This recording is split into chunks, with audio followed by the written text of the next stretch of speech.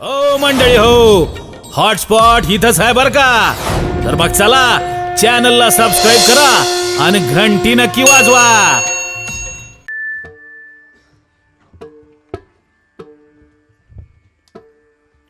थापटा का महाराज शाही गेली.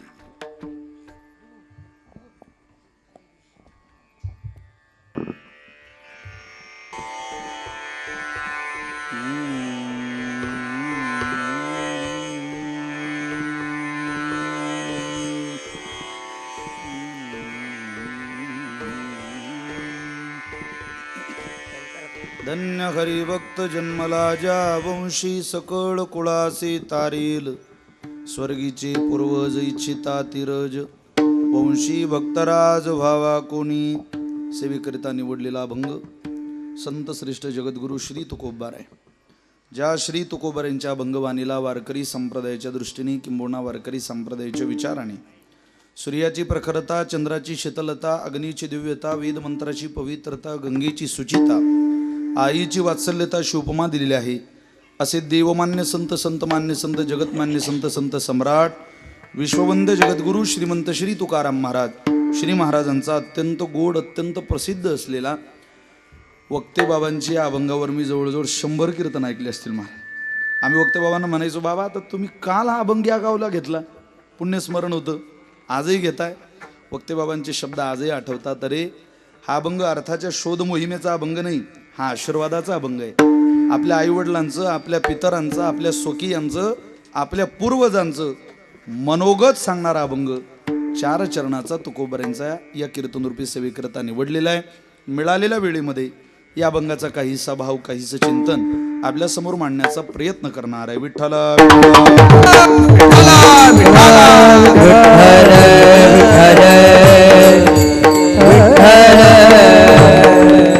आपल्या या सोनी मोहा नावाच्या गावामध्ये मातृ पितृ स्मरणार्थ आदरणीय महाराष्ट्रातले एक गोड स्वभावातलं रत्न. खरं तर आमची भेट फार उशिरा झाली, म्हणजे आधी मैत्री झाली, नंतर भेट झाली. अत्यंत आमच्या सगळ्यांच्या आपल्या परिसराचं वैभव घेऊन उभ्या महाराष्ट्रभर, महाराष्ट्राच्या बाहेर ज्यांचा वारकरी विचारधारेचा प्रवास अत्यंत गोड चाललेला आहे.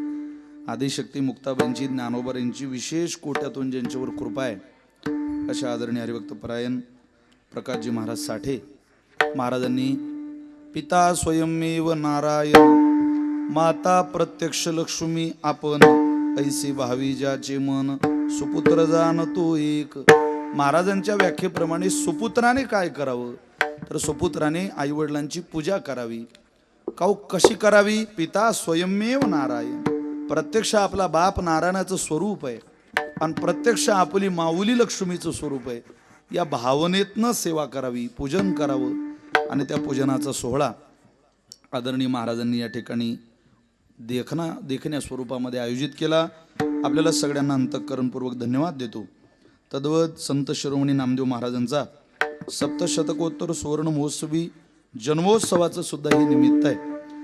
आपल्याला या कार्यक्रमाला ज्यांचे आशीर्वाद आहे, श्री गुरु पांडुरंग महाराज मुंडे, श्री गुरु आदरणीय अर्जुनजी महाराज लाड, या सगळ्यांच्या चरणी अंतःकरणपूर्वक प्रणाम करतो. या ठिकाणी सकाळच्या सत्रामध्ये, दुपारच्या सत्रामध्ये ज्यांच्याकडे भागवताची कथा आहे कुमारी मोनिकाताई खाडे या ठिकाणी उपस्थित आहे. ताईंच्या चरणी सुद्धा अंतःकरणपूर्वक प्रणाम करतो. आज महाराष्ट्रातलं कीर्तन आणि भजन वैभवही ते उपस्थित आहे. भजन वैभव आहे, तद्वत कीर्तन वैभव सुद्धा उपस्थित आहे. काही नावं सुटण्याची शक्यता आहे, पण म्हणून कॉफी करतोय जरा.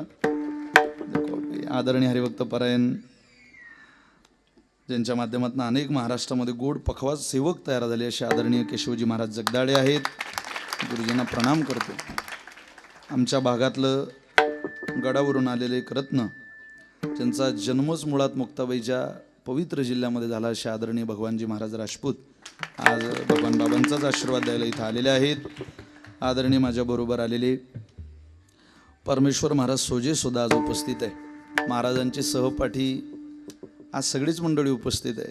महाराष्ट्रामध्ये ज्यांचा गोड रामायणाचा, कथेचा अनेक वर्षापासून प्रवास चाललेला आहे असं एक महाराष्ट्रातलं आदरणीय नाव हरिभक्त परायण श्रद्धेय लबडे बाबा सुद्धा उपस्थित आहे. नामदेव महाराजांना मी अंतःकरणपूर्वक धन्यवाद देतो. त्यांच्याजवळ बसलेले आदरणीय आपल्या सगळ्यांचे लाडके असलेले हरिभक्त परायण आमच्या परिसरामध्ये ज्यांचं नेहमी येणं घडतं असे श्री तुकारामजी महाराज मुंडे उपस्थित आहे. बाबांना सुद्धा वंदन करतो.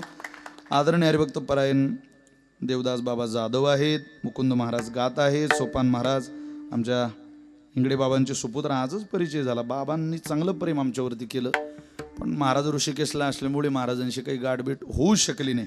पण आज परिचय होतो. आदरणीय सोपान महाराज इंगडे सुद्धा उपस्थित आहे. ज्योतिराम महाराज पठाडे आहेत. आदरणीय विठ्ठल गोविंद आहेत. महाराज गोविंद आहेत. पांडुरंग महाराज गलने, माऊली महाराज पुंगळकर, चोरंबा पाटील, डांगे महाराज, बापमारे महाराज, माऊली महाराज खोटे उपस्थित आहेत. आदरणीय हरिभक्तपरायण योगेश महाराज आहेत. हरिभक्तपरायण बाबू महाराज सौंदाने आहेत. हरिभक्तपरायण दिग्विजय महाराज जगदाळे आहेत. हरिभक्तपरायण भागवत महाराज सांगडे, लांबगुरुजी दारूर, महादेव महाराज खोटे, सचिन महाराज मुंडे, सचिन महाराज, जगदीश महाराज सोनवणे, विठ्ठलदादा लगळ, विठ्ठल लहाने सर, कृष्णा महाराज शितोडे, गोविंद महाराज बिराजदार, या सगळ्यांच्या चरणी अंतःकरणपूर्वक नमन करतो. आज ज्यांची पहिली चाल झाली असे गुरुजी आहेत. आदरणीय हरिभक्तपरायण श्रद्धेय उद्धव बापू शिंदे आहेत. आदरणीय आमच्या उत्तर महाराष्ट्रातला आवाज रवी महाराज पवार आहेत. आदरणीय भागवत महाराज आहेत. पखवाजाच्या साथीला गुरुजींच्या हाताखाली तयार झालेलं, म्हणजे आता भरत महाराजांकडे पाहिलं की इतकी उपासना, इतकी सेवा पखवाज या क्षेत्रातली कोणीतरी केली आहे बाबा, असं इतिहासामध्ये चाळून ज्या ज्या वेळेला पाहता येईल त्यावेळेला भरत महाराजांचं आवर्जून नाव घ्यावं लागेल. भरत मान्ना पठाडे आहेत. महाराजांचे गुरुजी जगदाळे गुरुजींची चिरंजीव उजव्या हाताला पखवाज सेवकाला आहे. खरं तर सगळी जीवाभावाची मंडळी एक तरी एखाद्याचंही नाव घेऊ नये आणि एक तरी एखादंही सुटू नये ही माझी भावना होती. ती नावं घेताना जाऊ द्याव, ज्याला कवळीची किंमत नसते त्याही व्यासपीठावर पुढारी 100 नावं घेता का, बरं वाटावं म्हणून. पण बरं काम करताय त्यांचा उल्लेख जर नावाचा झाला नाही. मामासाहेबांचं चरित्र इतकं गोळ आहे. मामासाहेबांच्या चरित्रामध्ये काही वाचायला मिळालं ते असं म्हणतात, नारदाच्या गादीवर उभं राहिलेलं असताना कोणाची स्तुती करू नये, पण वस्तुस्थिती सांगितल्याशिवाय राहू नये. आपल्या समाजाची, आपल्या परिसराची, आपल्या माणसाची, आपल्या धर्माची, आपल्या व्यावहारिक जीवनातली आपण वस्तुस्थिती सांगतो. पारमार्थिक जीवनातली सांगायला काय अडचण आहे. म्हणून सगळ्यांच्या नावाचा उल्लेख झाला तरी काही सुटण्याची शक्यता आहे. आपल्या सगळ्यांच्या चरणी अंतःकरणपूर्वक प्रणाम करतो आणि सेवेला प्रारंभ करतो. विठ्ठल विठ्ठल विठ्ठल विठ्ठल.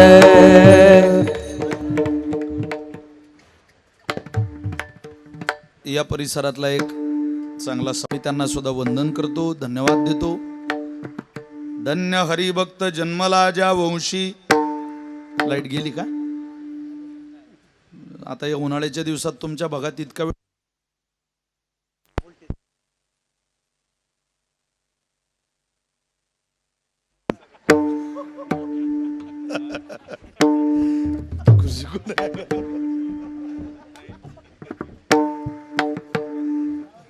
हॅलो.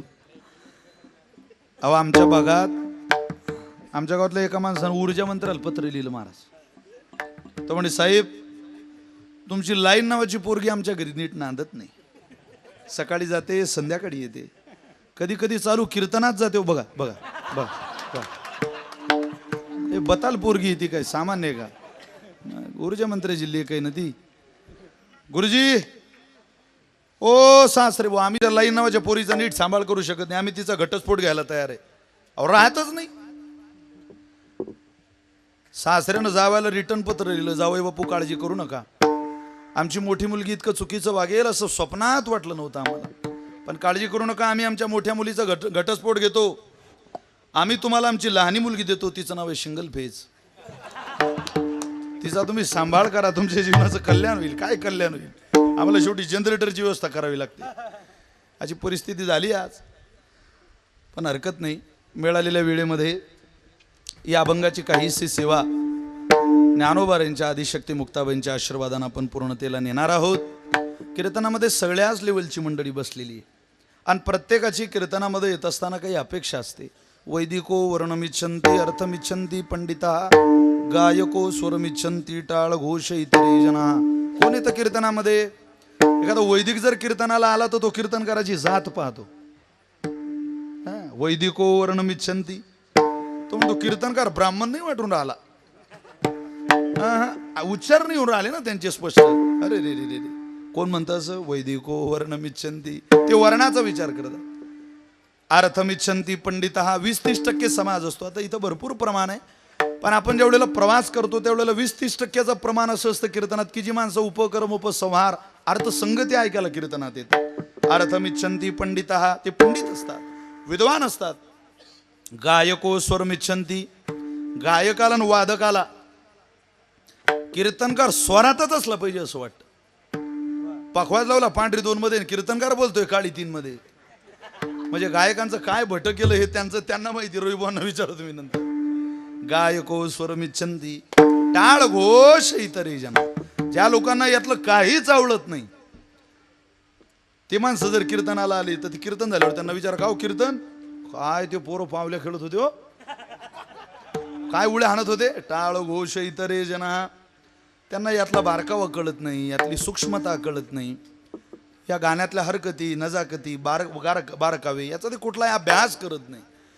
पण सगळ्यात लेवलची माणसं कीर्तनाला येतात आणि आलेल्याला प्रत्येकाला आपण काहीतरी देण्याचा प्रयत्न केला पाहिजे अशी परंपरा थोडा मोठ्यांनी सांभाळलेली आहे.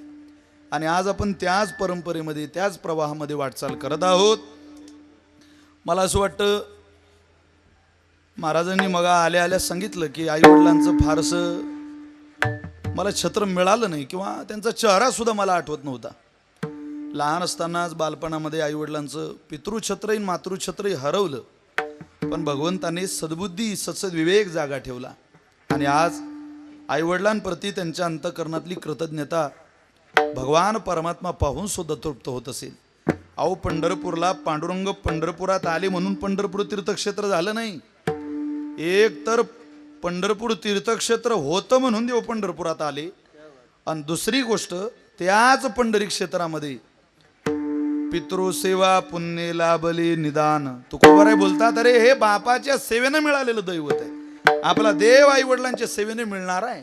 आईवडिलांच्या सेवेने जर देव ऋणी होत असेल तर मला असं वाटतं ती सेवा आपण आईवडिलांकडे समर्पित केली पाहिजे.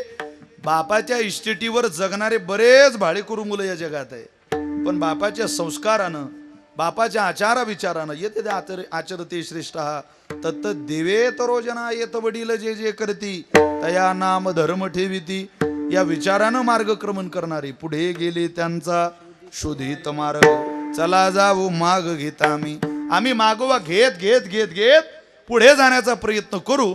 आम्हाला ते आशीर्वाद देतील. या भावनेत जीवन जगणारी मुलं फार थोडी आहे. मला असं वाटतं प्रकाश महाराजांचे आई वडील ज्याही भगवंताच्या दरबारामध्ये आहेत, आज जिथं आहेत ते वैकुंठ लोकामध्ये, तिथून ते आशीर्वाद देतील. आणि या अभंगामध्ये महाराजांनी त्या आशीर्वादाची भूमिका सांगितली. प्रत्येक आई वडिलांची काहीतरी अपेक्षा असते मुलाकडून. ती अपेक्षा ते मनोगत सांगण्याचं कामच तुकोबाराय या अभंगात करतायत. सध्या वर्तमान काळात चर्चा आहे. लोक म्हणतात श्राद्ध पिंडदान तेरवी उत्तर क्रिया वर्षी श्राद्ध पुण्यस्मरण हे कार्यक्रम जुने झाले, करू नका सहज म्हणतात लोक. वर्षी श्राद्ध जुनं झालं. अरे बाबा जुनं झालं, वाच जरा गरुड पुराण. सोशल मीडिया समोर आहे. लोकांना वारकरी संप्रदायातल्या काही गोष्टी खटकणार आहे, न पटणार आहे. आपल्याच कुटुंबातला व्यक्ती दुसऱ्याच्या नाही आपल्याच कुटुंबाला त्रास देतो. तो त्रास ते दुःख कुटुंबाला सहन करावं लागतं. आजही माणसं तो त्रास सहन करताय. उदाहरणार्थ आपल्या घरात एखादा व्यक्ती निपुत्रिक असेल, आपल्या घरात बरकत म्हणजे आपलेच पैसे आपल्याला पुरत नसतील, आपल्या घरात छोट्या छोट्या गोष्टीवरून भांडण विकोपाला जात असेल, आपल्या घरात मध्यंतरी एखादा मनुष्य वेड्यासारखा करत असेल, अवी सगळी कारणं गरुड पुराणाने सांगितलेली. तुम्ही आई वडिलांची सेवा चुकू नका.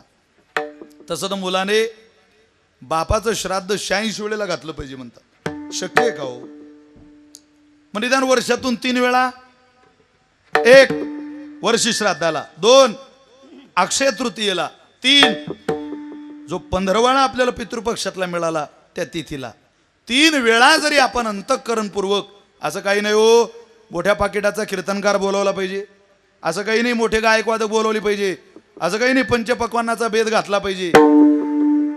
फक्त आई वडिलांचा फोटो डोळ्यासमोर ठेवून ज्ञानोबारायांचा हरिपाठ जरी म्हटला तरी मला असं वाटतं ज्ञानोबाराय सांगतात ज्ञानदेवा सांग झाला हरिपाठ देवा झाला हरिपाठ ज्ञानदेवा सांग झाला हरिपाठ ज्ञानदेवा सांगा झाला हरी देवा सांग झाला हरिपाठ ज्ञानदेवा सांगा झाला हरिपाठ ए ज्ञानदेवा सांग ज्ञानदेवा सांग झाला हरिपाठ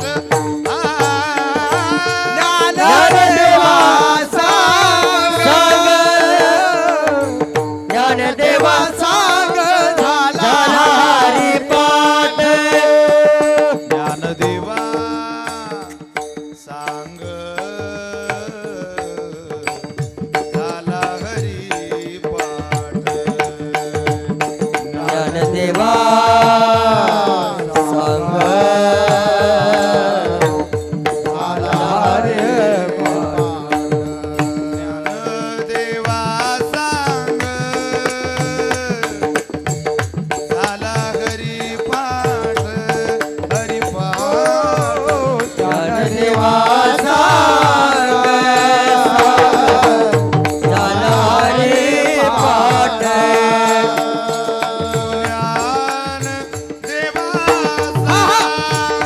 ज्ञानदेवा सांग झाला हरिपाठ ओ ज्ञानदेवा सांग झाला हरिपाठ झाला ज्ञानदेवा सांग झाला हरिपाठ ज्ञानदेवा सांग झाला हरिपाठ हो झाला हरिपाठ ज्ञानदेवा सांग झाला हरिपाठ ज्ञानदेवा सांग झाला हरिपाठ हे पूर्व जावई कुंठ मार्ग सोपा पूर्व जावई कुंठ मार्ग सोपा पूर्वजा वैकुंठ मार्ग सोपा मार्ग सोपा मार्ग सोपा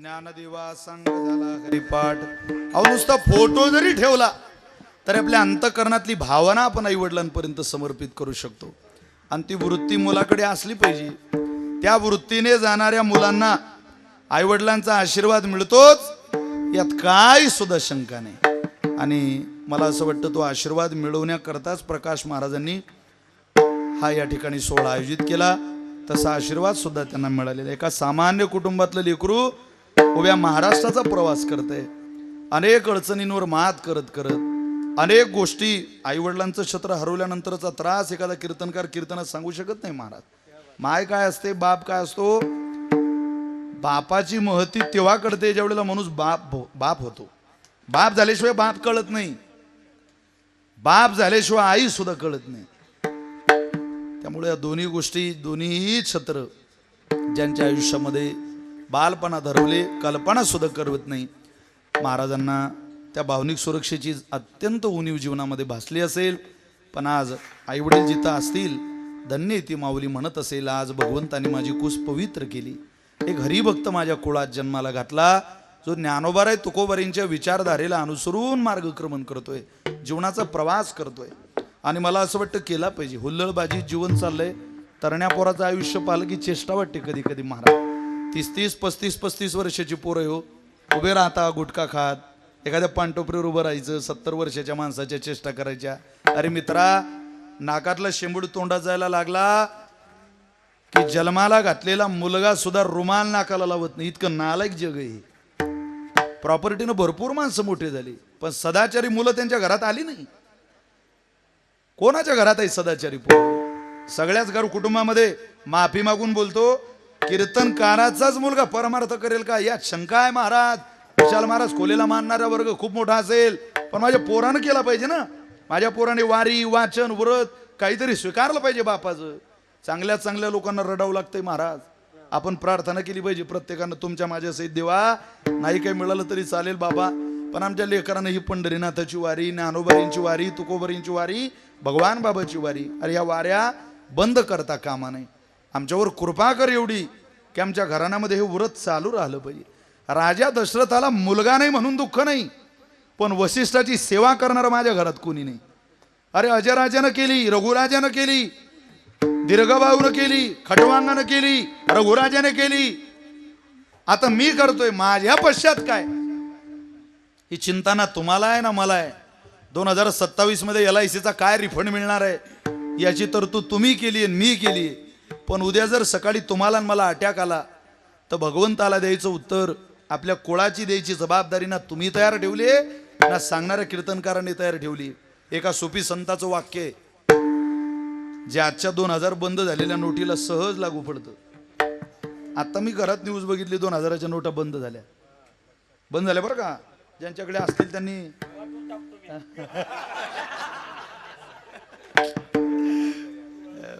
देऊन टाका. आपल्याकडे आपण बसलेल्या लोकांची दया करणारे आम्हीच आहे महाराज, दुसरं कोण आहे?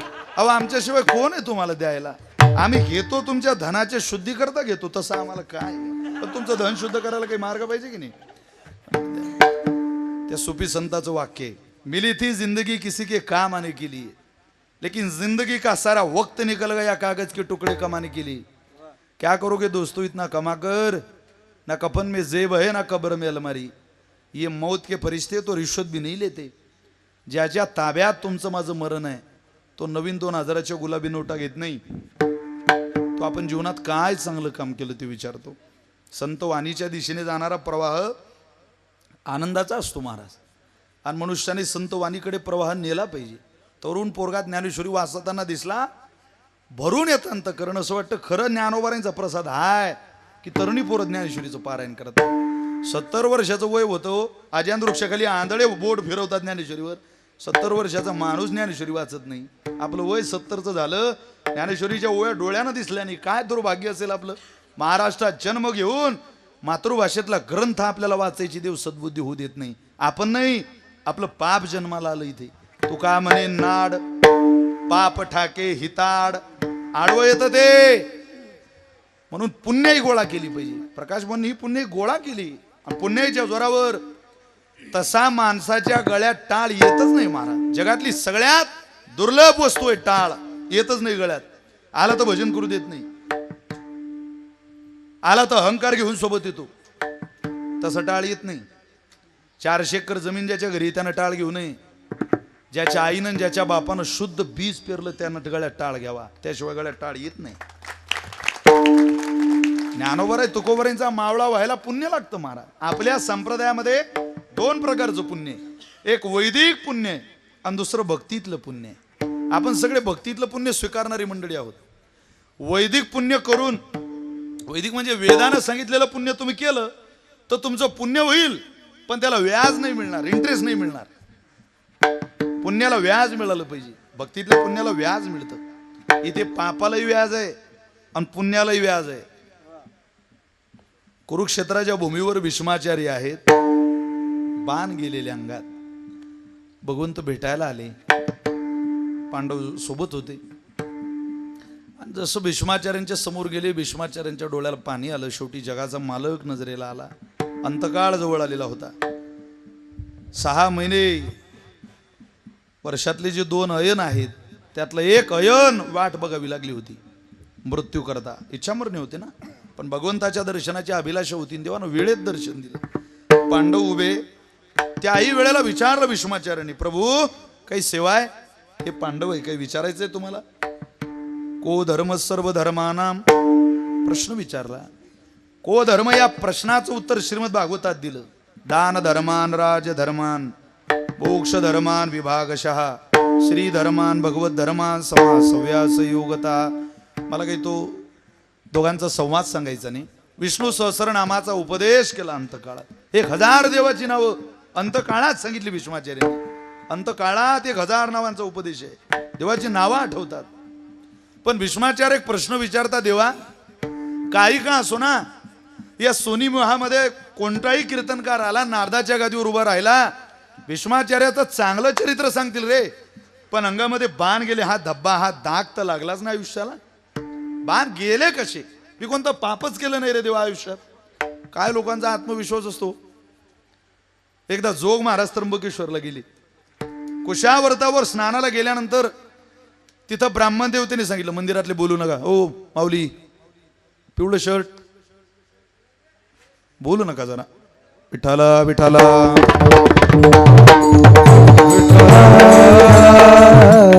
भूदेवांनी सांगितलं, महाराज म्हणा पापोहम पाप कर्मानो. महाराज म्हटले थांबा, कशा करता म्हणायचं? अहो नकळत काही पाप झालेले म्हणा हा श्लोक. जोग महाराजांनी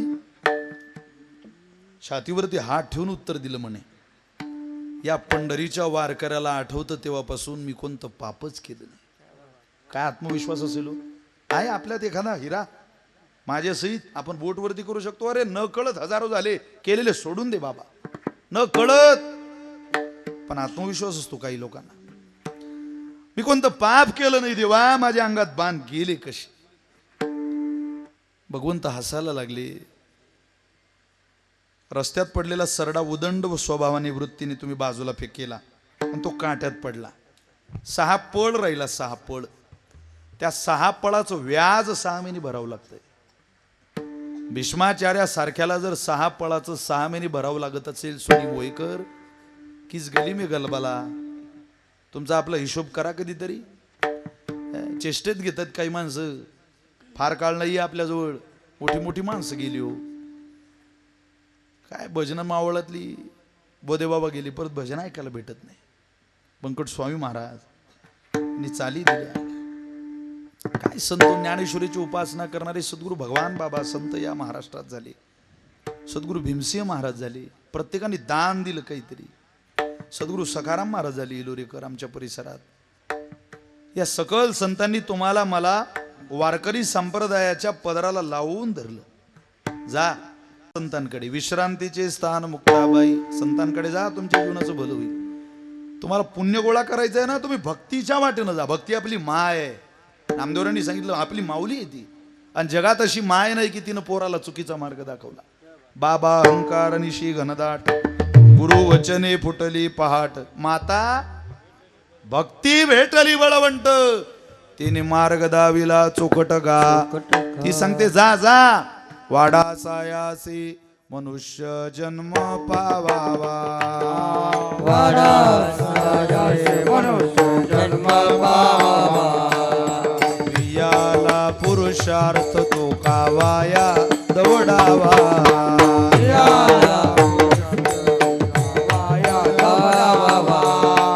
काया वाचा मने करोनी मुरारी ओळगावा. काया वाचा पुरते कादशी करोनी परलोक ठाकावा. उरले परलोक ओम नमो भगवते वासुदेवाया. ओम नमो भगवते वासुदेवाया. ओम नमो भगवते वासुदेवाय. ओम नमो भगवते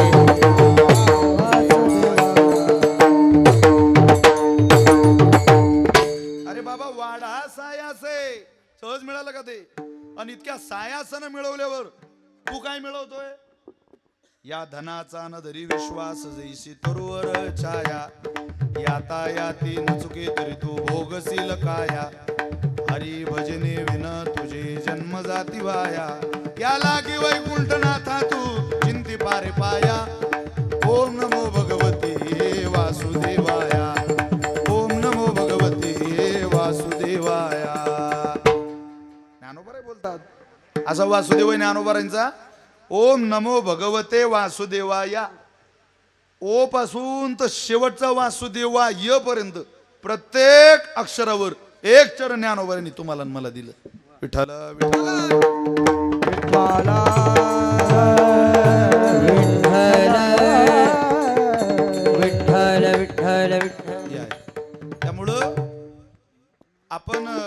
कोण्या दिशेला प्रवाह करतोय याचा मानस, याचा विचार घेऊन शुद्ध पुण्य गोळा करायचा प्रयत्न केला. असा संप्रदाय एकच आहे जगाच्या पाठीवर. असा एकमेव संप्रदाय आहे ज्या संप्रदायानं पापाला तर पाप म्हटलंच पण पुण्याला सुद्धा पाप म्हटलं. या विठ्ठल विठ्ठल